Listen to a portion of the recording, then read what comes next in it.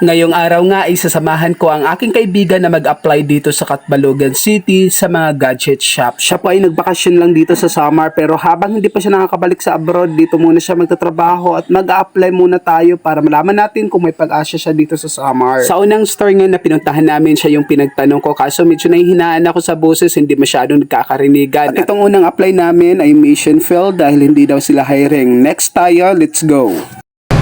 Ito second dating papuntahan. Mag-inquire tayo dito kung mission failed ulit tayo, hindi rin sila hiring, kaya next ulit tayo. So pangatlong applyan natin dito sa Miami.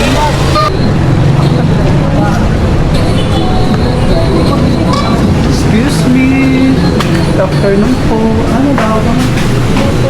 Ma'am, tatanong lang. Sino yung ano po in charge dito? Ala ate OIC. Ma'am, magtatanong mo. Andito po. Ay, excuse me. Ma'am, hiring pa ka mo ng sales associate? Pwede lalaki? Isa lalaki. Kasi mamawit. Oo? Babae pa kailangan mo isa? Ah, okay. Bali, ano requirements niyo, ma'am? Biorita, tsaka palangkay, balance. Barangay clearance, biodata. Okay lang po ba tanongin kung magkano ang dito per day? Depende namin, tingin siya trabaho, marunong. Ano siya, experience niya na talaga 5 years sales, cellphone. Seripon? Manila, Manila. 5 years. Kaya si Seripon, ito marunong assist. Assist, gusto mo? Assist. Pareho promoter. Puro mo to. Oh. Sige, ipasok tingin ang pang marunong mas malaki sa wala. Oh, 300. ano pala eh? 300. Saka hanggang 300 sukulo to. 300 ang pinakamababa. Tapos kapag magandang performance, tataasan. Tingin Puro mo. mo to sa Navy o Vivo. Hindi, saan ka nagtrabaho dati? Chinese din po amo namin dati. O, sorry siya. Oo. Pero puro mo to, ikaw trabaho. Sales associate. Ano siya, ma'am? Yung buong store kami may hawak.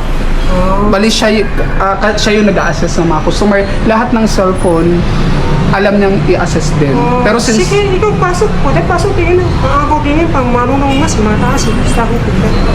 Nagbibis sa ano. Itong lahat dito nga sa pangatong in-apply namin, natanggap siya. May-ari itong kausap namin ng shop. Ang problema, di nagkasundo sa sweldo dahil maliit. Kung mangungupahan ka pa at syempre kakain ka, hindi makakabuhay yung kikitain mo dito sa pang-araw-araw kahit single ka pa. Kaya kahit lumabas na kami, sunundan pa rin kami. Kinuha na lang yung number at email at kukontakin na lang siya. Alright, so pang-apat nating pupuntahan na shop para mag-apply is itong ano, Cell City po.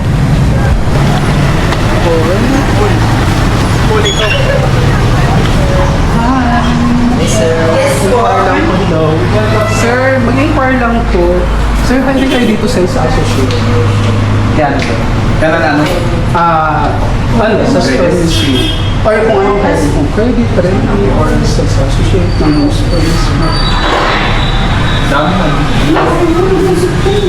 Sino ba yung ganun? Excuse me, hiring tayo saan? Sa review? Promoter? Dati ay ngayon sa supervisor namin kasi dati ay yun. Ngayon ewan ko lang.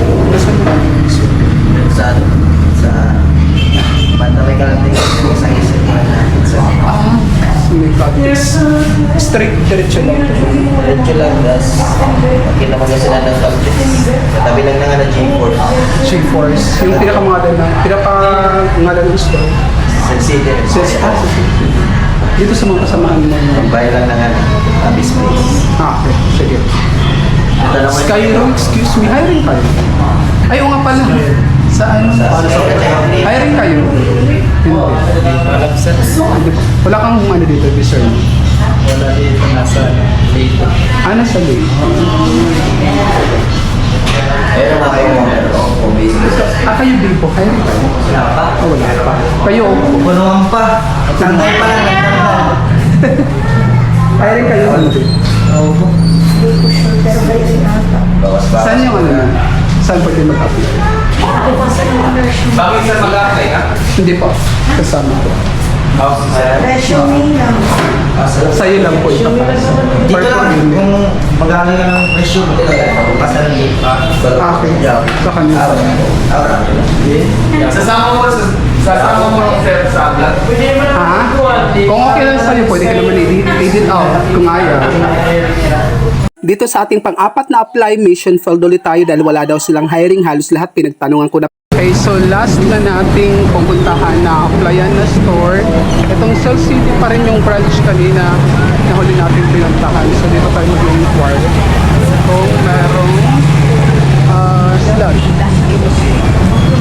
Ito? Oo. Hi po. Excuse me.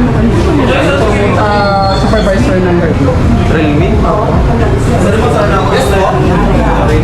Officer ng Redmi. Realme? Para mas pala na. Yes. Tanong ko na lang din kung may hiring ko sa owner. Mamaya mo. Hiring ko. Saan pwede magpasa? Magpasa? Ito ko sa akin, hanggang po. Pwede naman sa akin. Email lang po, hard copy.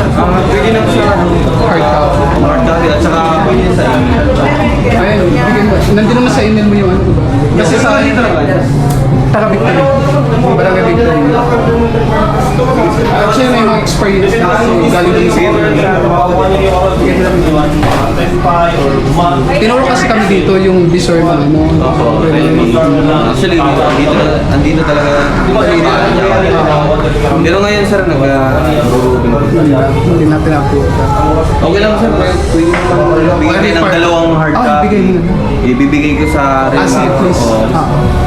sa supervisor. Taga saan ka dito sa summer? Taga saan? Dito lang sa Katulugan na.